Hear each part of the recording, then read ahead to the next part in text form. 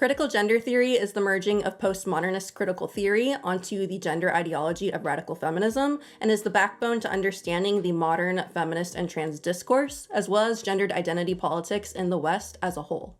And to break down each component of what I just said, we'll start with a very basic understanding of what critical theory is.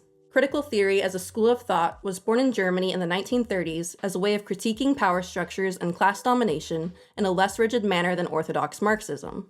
It differs from traditional theory in that instead of explaining phenomena through the application of universal laws, critical theory views knowledge as subjective and socially contingent. Because they view knowledge as a form of political power that has been constructed and repeated over time, rather than as some objective, observable truth, people can challenge oppressive truths through social critique and create new, liberatory forms of knowledge. These agreed-upon knowledges are to eventually lead to social actions that emancipate humanity from overarching oppressive structures. And I'll explain how postmodernism specifically developed from this when I get to how it overtook gender discourse, but to give you a picture of how these lenses of viewing the world affect the way that you see life around you, I want to read a quote from Mary Harrington's Feminism Against Progress that I found very relatable to my own experience at university, even though I went to university like 30 years later than she did. She states, "At university, I met the postmodern insight that language itself helps to shape meaning. And worse, that every sign can only be defined in relation to other signs. In other words, we had no way of experiencing truth directly or objectively. What had appeared to be a reliable framework for making sense of the world was reimagined by critical theory as an infrastructure of contingent memes, which is to say ideas aggregated over time. These, I was now told, serve to entrench covert hierarchies of class, sex, race, and so on. How all this was meant to relate to the material world, the pressures of survival, or the demands of physical life was less clear. But these were generally treated as also shaped, if not wholly constructed, by the operations of power through memes. And the mental shift from seeing the world in terms of stable meanings to seeing it in terms of power sent me, to say the least, a little bit loopy. Overnight, the hallowed buildings of Oxford University stopped looking like an expression of ancient traditions within which I could find my place. Suddenly, they were hostile incursions into my consciousness by something phallic, domineering, and authoritarian. I remember describing to a friend how I experienced the dreaming spires as barbed penises straining to fuck the sky.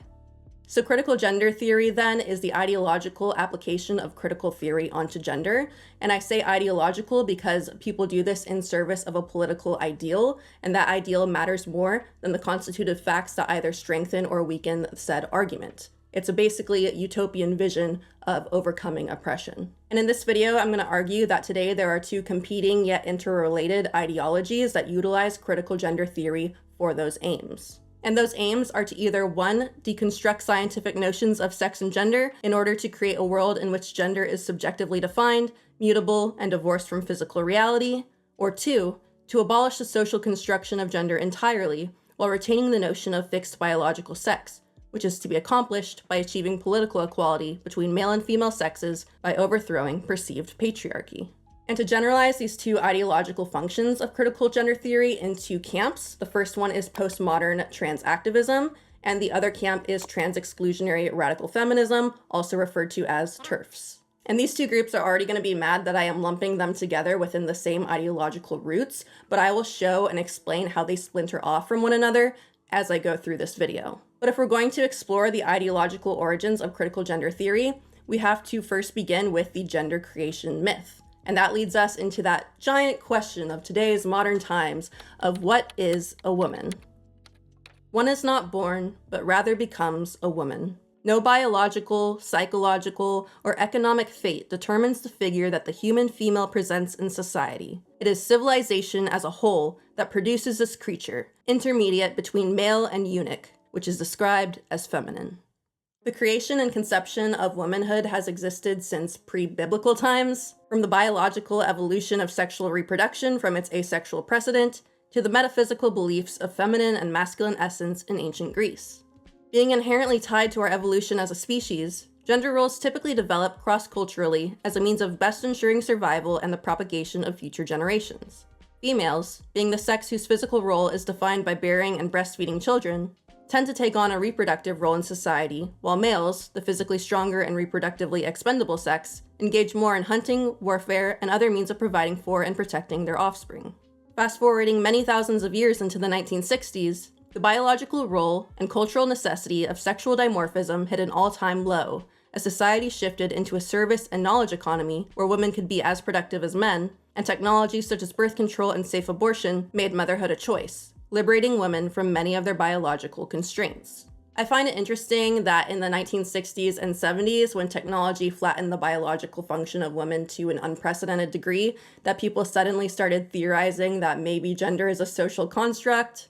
While I agree that gender is in part socially constructed, which I'll explain later on in this video, my view is what I stated at the beginning of this section. I think gender roles adapted as an evolutionary strategy based on the sexual division of labor between men and women. This concept of gender, however, is not the critical gender theorist conception of gender. While there are competing sort of stories of how it happened, the overarching radical feminist conception of gender is that it is a tool of oppression by the patriarchy that was foisted on the female sex in order to basically victimize them and use them for their labor. And to give one popular account of this gendered creation myth, specifically as it relates to Marxist feminism, but it seems all offshoots of postmodern gender kind of use a general story like this as their guideline, I'm actually going to quote a trans activist YouTuber named Lily Alexander, because she explains it much better than I do. And this is in the context of extended family units becoming nuclear family structures as a result of agriculture and the surplus of food. Somehow, probably with the threat of violence, men took over. They replaced the matrilineal system with a patrilineal one. Then they took it a step further and decided that actually men shouldn't just own the products of their labor, but of women's labor too. Men defined themselves as the owning class and reduced women to a position of servitude, defined not on their own terms, but in relation to men. The second sex that exists only to fill in the gaps. The age of cooperation had ended. She then quotes Friedrich Engels on the origins of oppression. In an old unpublished manuscript written by Marx and myself in 1846, I find the words, "The first division of labor is that between man and woman for the propagation of children." And today I can add, the first class opposition that appears in history coincides with the development of the antagonism between man and woman in monogamous marriage, and the first class oppression coincides with that of the female sex by the male. So the modern category of womanhood wasn't invented with our best interests in mind. The womanhood we know today started as a tool to erase cultures, exploit labor, and steal property. With this as a historical starting point for their praxis, radical feminists in the 1960s and 70s explicitly stated that their goal was to overcome patriarchy and therefore abolish gender. All that would be left is biological differences. And the 1970 radical feminist book, Dialectic of Sex, explains this goal, stating, "The end goal of feminist revolution must be, unlike that of the first feminist movement, not just the elimination of male privilege, but of the sex distinction itself. Genital differences between human beings would no longer matter culturally." This is seen in its more extreme form a decade later in Monique Wittig's One Is Not Born a Woman, which I'll read some choice quotes from now. "A materialist feminist approach to women's oppression destroys the idea that women are a natural group. In the case of women, ideology goes far, since our bodies as well as our minds are the product of this manipulation.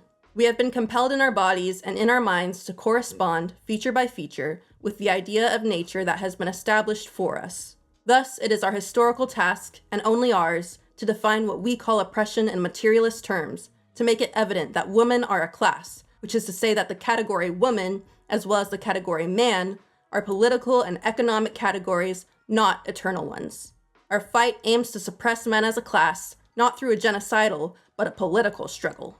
Once the class men disappears, women as a class will disappear as well, for there are no slaves without masters." We then see how critical theory further plays into this praxis of abolishing gender in the sense that it views knowledge as socially constructed and a form of dominance over subjected identities and beliefs, and that this power can be disassembled and reversed through consciousness raising and changes in language and all of that. Wittig states, "Consciousness of oppression is not only a reaction to oppression. It is also the whole conceptual reevaluation of the social world, its whole reorganization with new concepts from the point of view of oppression. This operation of understanding reality has to be undertaken by every one of us. Call it a subjective, cognitive practice. The movement back and forth between the levels of reality, the conceptual reality and the material reality of oppression, which are both social realities, is accomplished through language." So you may think at this point that the goals of critical gender theory seem pretty cut and dry, make the sexes equal and gender becomes an outdated concept, but this is about to be complicated by two very important facts. Number one, the existence of transsexuals, and number two, the absolute chokehold that postmodernism would come to take on the gender ideology movement, which will then deconstruct the binary opposition of man and woman in favor of an infinite number of genders that are all subjectively defined. And this theoretical explosion of postmodernism applied to gender arrived in 1990 with Judith Butler's Gender Trouble, which leads us into part two, how many genders are there? To contextualize the development of postmodernism from critical theory, it popularized in the 1960s and 70s alongside the New Left movement, which is a reaction from the Marxist left in various Western countries against the ongoing human rights abuses and failures of communist governments. This disillusioned left turned away from grand narratives of history and emancipation and focused more on the struggles of individual oppressed groups within democratic societies.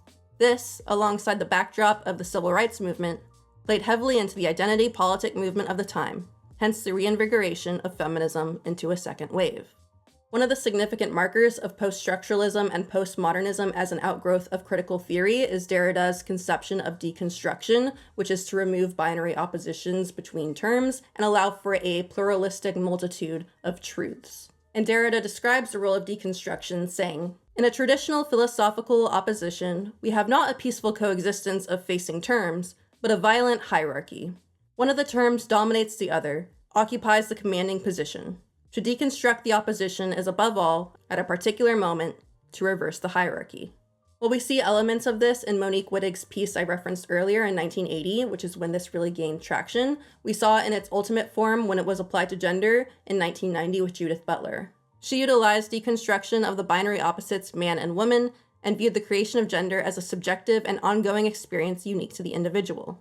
This is the philosopher who popularized the notion of both gender and sex being social constructs. Dominant gender oppresses individual genders through the tools of language, which is an enforcement of violence and power, through definition, but we can escape the cis-heteropatriarchal normative society of Western capitalism by creating our own genders instead.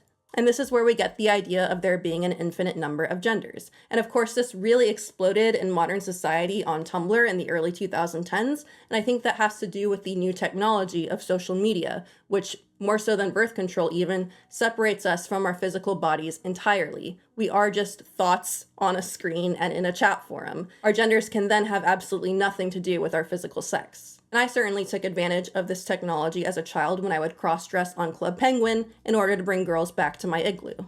And this conception of infinite genders accomplishes one of two outcomes. The first is that it completely negates the meaning of gender altogether because it doesn't have any definitional border. It makes gender absolutely arbitrary and meaningless. This is why people struggle these days to even answer the simple question, what is a woman? Or give the circular response, it's anyone who identifies as one.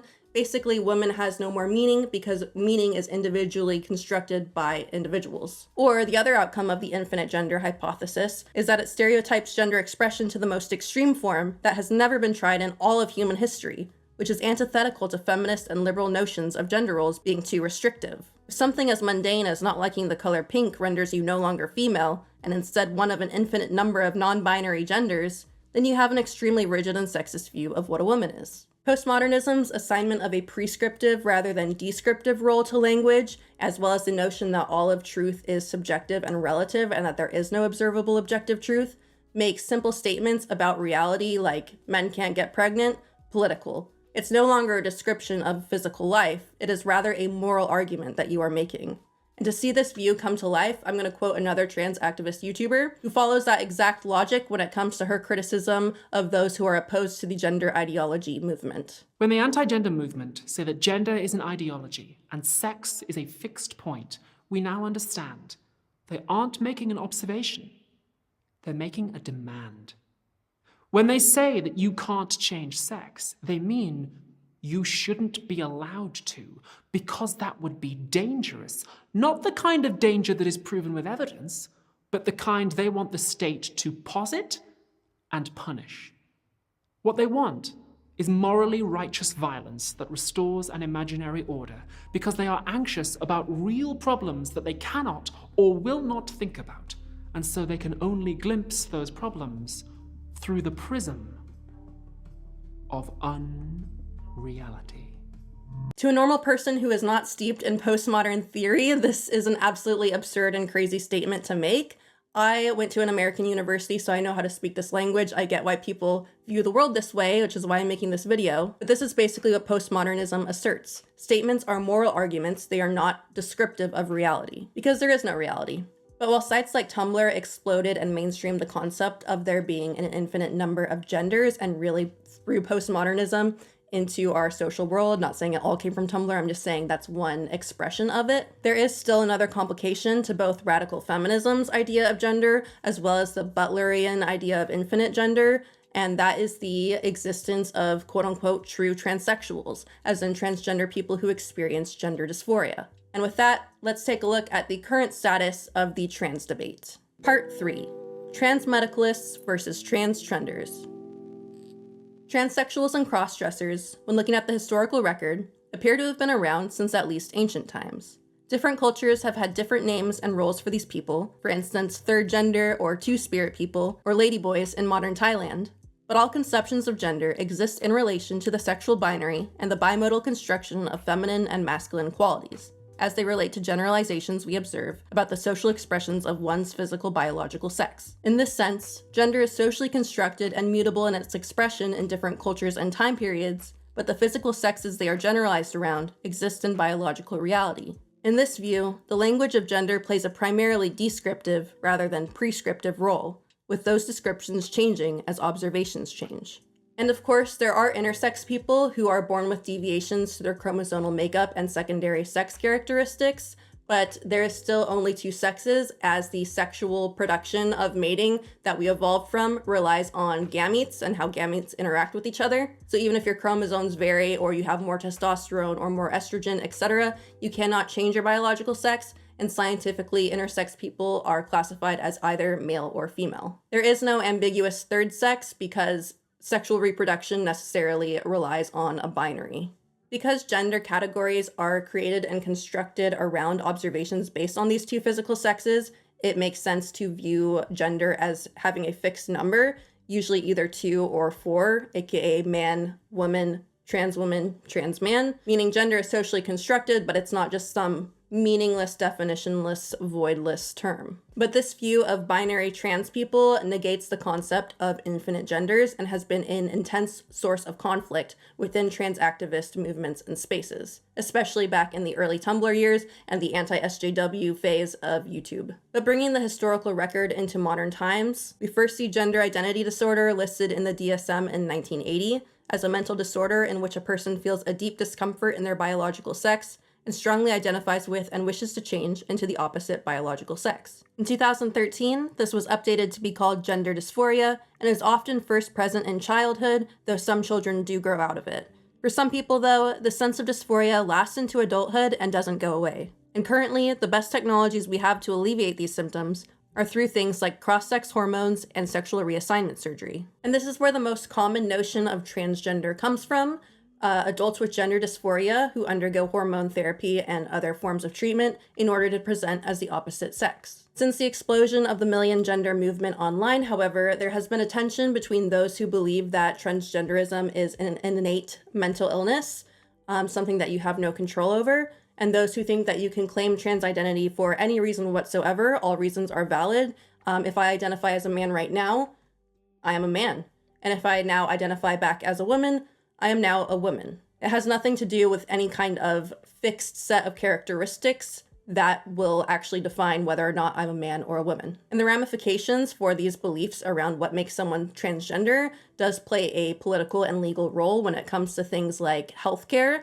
For instance, if being trans is a choice that you can make for any reason, then it should not be covered by taxpayers in countries who have socialized healthcare.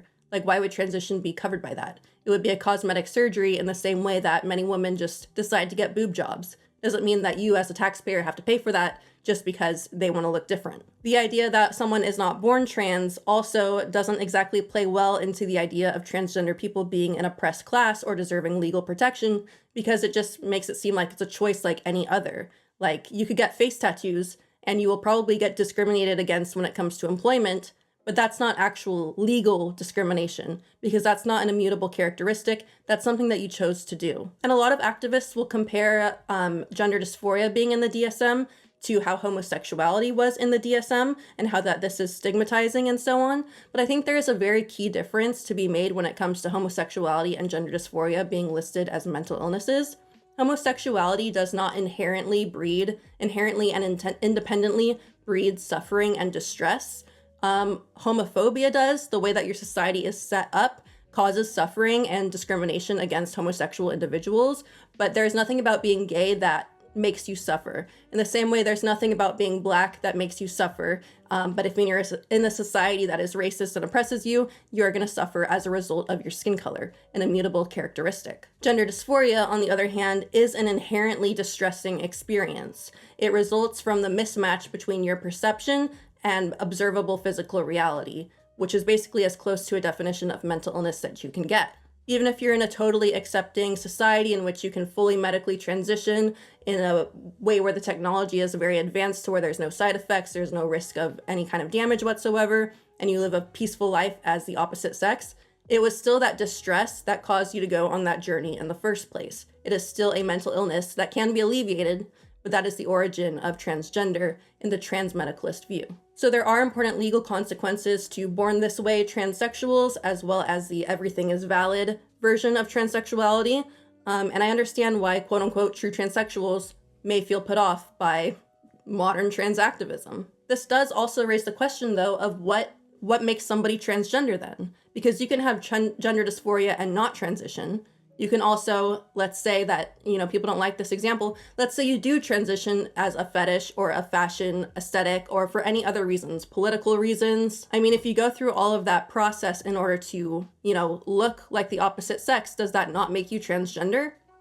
I mean, I don't have an answer to this, You guys could fight about it in the comments for sure. I don't have a conclusive opinion on the matter. And if you can't tell by now, the everything is valid notion of transgenderism is what has prevailed in our society. In 2013, transmedicalists were referred to as truscum, aka true transsexual scum, and they are generally kind of discarded by the most vocal of trans activists as being like oppressive and all of that kind of thing. But going back to legal phenomena, that is kind of at the crux of the debate between TERFs as well as the postmodern trans activists in today's time. And so with that, let's take a look at the TERF point of view. Part 4, the TERF perspective. When it comes to radical feminism, which views gender as a purely environmental rather than biological process, the existence of transgender people is typically construed to be a symptom of a very rigid patriarchal society that boxes people into very strict categories of man or woman. The belief is that if society were more accepting of gender nonconformity in people wouldn't have to go through the extreme lengths of changing their bodies in order to feel valid or real. With gender abolition, we can express our femininity and masculinity however we please, and all that matters at the end of the day is our biological sex when it comes to things like protections for childbirth, like maternity leave, those kinds of issues. To quote feminist psychologist Sandra Bem in her 1993 book, Lenses of Gender, she discusses this view herself in response to gender identity disorders being classified as mental illness, saying, "Looking through the lenses of the dominant culture, these gender nonconforming women and men are made so unhappy by the mismatch between the sex of their body and the gender of their psyche that they manage to convince themselves that they are perfectly normal males and females who just happen to be trapped in the body of the other sex. And then they seek to change their physical sex through a series of mutilating surgical procedures. Although this belief may seem incomprehensible in a modern scientific community, my hypothesis is that it is partly an exceedingly rare extension into adulthood of the erroneous and non-biological lesson that almost all American parents teach their young children about what male and female are. For whatever reason, the transsexual starts life with extremely gender non-conforming preferences in activities, playmates, clothing, and the like. After learning erroneously, like almost every other child, that the sexes are defined by these cultural gender markers, he or she attaches the wrong sex label to the self, then carries that label into adulthood because, ironically, it provides a transsexual with a viable identity as a real woman or man. And the trans experience, especially when rooted in dysphoria, which maybe should be called sex dysphoria rather than gender dysphoria, throws a wrench into this point of view because it asserts that gender is an essential aspect of who you are. It does have to do with your biological sex in some kind of way. And this is why trans people don't only want to adopt the gender expression of the opposite sex, but go through procedures to change their physical bodies as well. And while TERFs can write off trans men, so women transitioning into being men, as escaping the patriarchy, oh, women have to make that choice because patriarchy oppresses them and subjugates them into womanhood, so they want to escape it by becoming the ruling class. They can kind of write that off and still have their beliefs in this overarching patriarchy. But that argument doesn't hold up when it comes to trans women, men transitioning into womanhood, because if being women is so awful and oppressive, why would a man, the privileged dominant class, become one? It can only be one of two reasons. Number one, the patriarchy is not that intense, which the radical feminists will never admit. Or number two, these men are just like perverts who are trying to oppress women in a more innocuous way. Otherwise, why would a man give up his privileged role? And to be fair, there are certainly predators who take on a trans identity, especially with self-identification and so on, in order to enter women's spaces and sometimes enact violence upon them. Predators will always exploit any loophole in order to harm people and get whatever it is that they're trying to get. And with that in mind, I do agree with the TERF talking points in the sense that we really need to be careful about who we assign to women's prisons and domestic violence shelters and so on, and other places where, as a woman, you maybe do not want to be around a man. And then, of course, the big one that I've been talking about for years on this channel, the trans sports thing. Obviously, I don't think trans women should compete in women's sports. That's completely unfair. And so in that sense, against this postmodern idea of all of knowledge and reality being constructed by individuals and there not being objective truth, the TERFs are kind of like the biggest fighters against this notion when it comes to biological sex for the purposes of legal protection of women or females. Overall though, while I think biological sex, really matters in certain legal disputes and everything, overall, I'm not a TERF because number one, I'm not a radical feminist, and number two, I'm not trans exclusionary. But we do have to find a middle ground of reality in which, yes, there are biological differences between men and women, and you can't actually change your full biology. With that being said, let's take a look at some of the varying political responses to the transgender movement. And with that, I will conclude this video talking about progressivism, traditionalism, and a transhumanist future. To start with, the progressive perspective, to me, takes on the Marxist conception of technology liberating us from our social and gender roles, not through economic equality or communism, but rather through transhumanism. Transhumanism being basically a cyborg future where we all upload our brains to the cloud and we are totally divorced from the biological and physical realities of our body. Personally, this is the viewpoint I think is going to happen, not that I want to happen.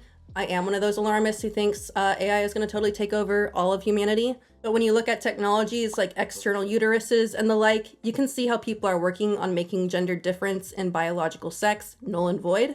This is the future that the author Mary Harrington, who I quoted at the beginning of this video, is talking about with her title Feminism Against Progress. And to this end, I think the trans debate will be outdated and arbitrary in the near future. We will all be transhumanist. As for the conservative perspective, if you take social conservatives in their most generalized form, it's to conserve present social norms and resist change to those structures and norms. The greater the flattening of distinct gender roles in a society that was built to function by and for those roles, the greater the interest in resisting these changes and preserving gendered dimorphism. And I discussed how progressivism and conservatism play heavily into feminism in my last video on tradwives. I go into so much more detail there. And then to me, the liberal view is of course a middle ground between the progressive and the conservative.